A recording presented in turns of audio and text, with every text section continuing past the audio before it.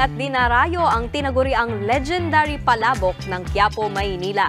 Ano kaya ang sikreto nitong patok na palabok na ito? Alamin natin sa report ni Mondi Lopez.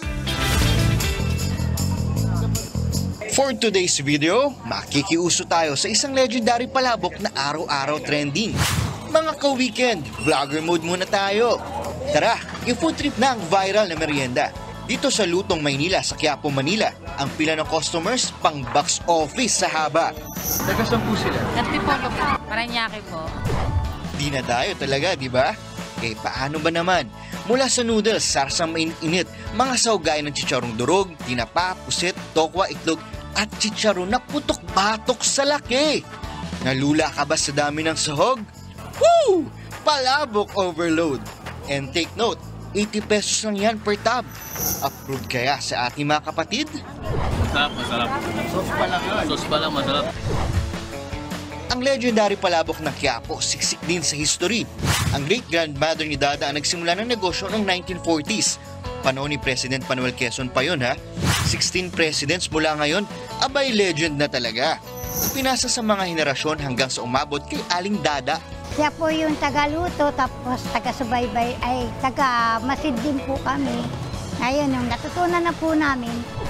Pero nang pumanaw noong 2021, ang bunsong kapatid na niyang si Tita Emmy ang namamahala. At ang sikreto raw kaya dinarayo ang legendary palabok na Quiapo? Siguro po sa sobrang sarap, at saka sa sobrang, kahit na po may problema o ano, puso pa rin ang naano namin. May bigay namin yung sarap ng lutuin namin, tapos mura na, sulit pa, busog ka pa. Hala, gumagabi na pala, pero may abangers na customer pa rin, ha? Try na nga rin natin. May pa-reward sa atin si Tita Emmy dahil ganito na kami. So dito nilagay mo nila sa pinggan ang legendary na palabok.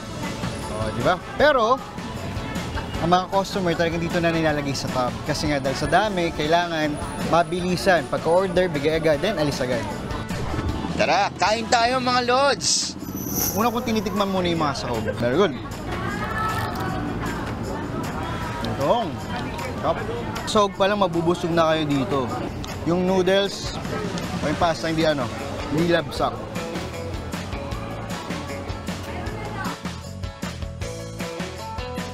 Sarap, sarap. Aminin nyo, natatakam na kayo.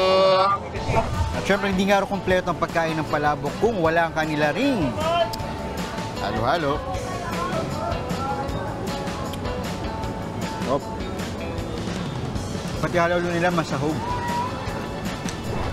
Ay, sarap. Sakto. Ang init na ngayon eh.